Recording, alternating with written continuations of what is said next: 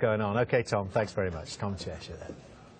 Now, staying with the United States, Barack Obama has 2 years left as president in the White House, but the last part of his time in office could, of course, provide some of his most difficult battles, because from today, the Republican Party will be in control of both houses of Congress for the first time since Mr. Obama became president. Well, let's discuss this with Karen Robinson of Democrats Abroad UK, who worked on President Obama's 2008 campaign, and Kate Andrews of the Adam Smith Institute, was a member of Mitt Romney's 2012 presidential campaign. And a very good afternoon to you both. If I could start with you then, Karen, how much of a pickle is President Obama in?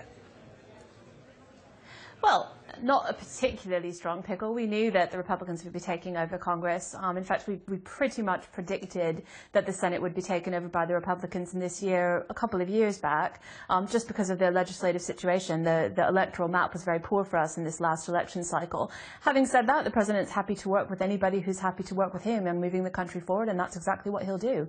Now, is that a clue? Just stay with you, Karen. Is that, you say, well, you know, not much of a surprise to him because it happened last year. Nevertheless, it's going to clip his wings a bit, isn't it? And that's the tactic, isn't it? To say, well, look, to the Republican Party, if you won't work with me, you're the ones who are guilty of the gridlock. Well, in terms of clipping the president's wing, I mean, I would say very unfortunately, over the last few years, very little has been able to happen legislatively anyway. The last Congress was the least effective Congress in terms of delivering legislation of the last 100 years or so. So I don't really think actually much is going to change. In the past, we didn't get any legislation through. We still aren't likely to get any legislation through. But I still remain hopeful that will change, and we will actually be able to work together and find some ways of compromising with the Republicans to progress on some of the issues that the American people do care about. OK, well, let's hear it from the Republican side. So then, Kate, we've heard there from Karen there. Are the Republicans prepared to work together with the president and compromise? Well, I'm glad to hear that Karen's hopeful, and I am hopeful too. Our current president doesn't have the best reputation when it comes to compromising across the aisle. If you look at Obamacare, or the Affordable Health Care Act, as it's called over in the States, he wasn't willing to talk to Republicans when he was drafting that bill. Granted, he wasn't in a position where he had to. The Republicans had no power in Congress at the time. But it's going to be a very interesting 2 years, and I am hopeful that the president is willing to reach across the aisle and compromise.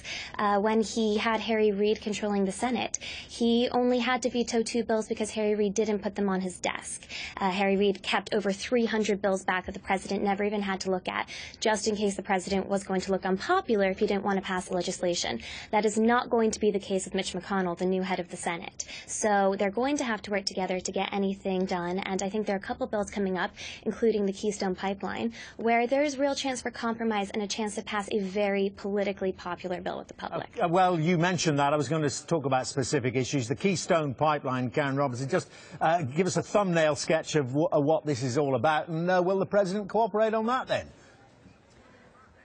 Well, the Keystone Pipeline is a proposal to expand an existing pipeline owned by a Canadian oil company to go down to the Gulf of Mexico. It would enormously facilitate the transfer of oil from Canada down to the Gulf of Mexico and out to China and other places.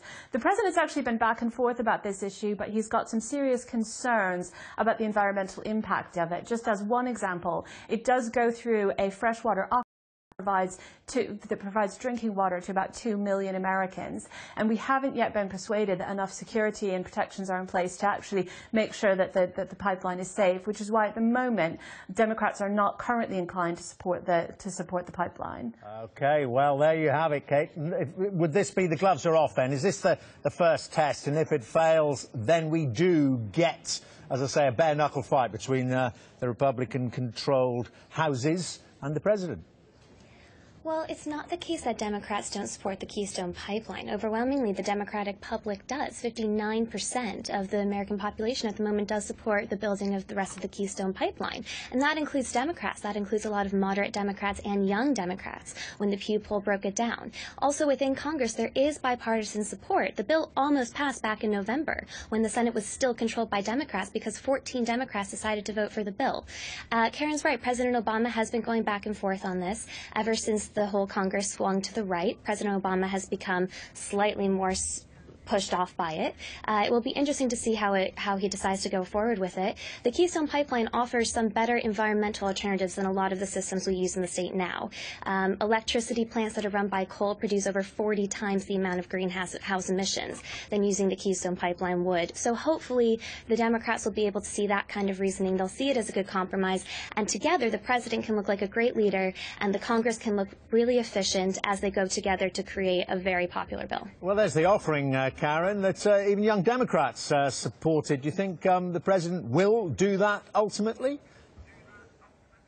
Well, it's not for me to say what the president will do. I can say that the president has the power to veto the bill if it comes onto his desk. It wouldn't be a fight in either case because the president would either veto or not veto. We would certainly, I suspect, be able to sustain a veto if it did happen.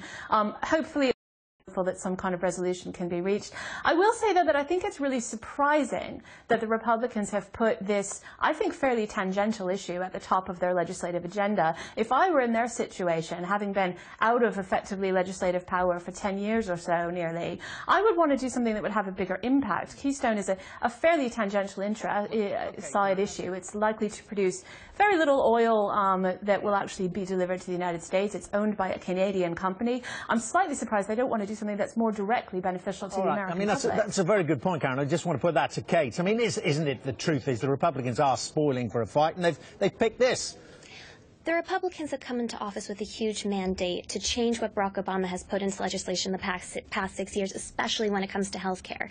And if health care were the first thing that they decided to go after, which is really now where their mandate is, it would be seen as very polarizing and it wouldn't be seen as working together and cooperative. What the Republicans have decided to do is bring forward a bill that they know the public supports and they know many Democrats support and they know the president has felt positively towards in the past and also very neutral towards, now slightly more negatively, but they know that there's some leeway there. Instead of pushing him with bills that they know are going to put up all the red flags and create problems with their communication, they've decided to go with a bill where they can really show the public that America is getting back on track, that the government wants to be efficient. I'm sorry, you must end it there. Thank you both very much indeed. Kate Andrews, Karen Robinson, good to get your thoughts.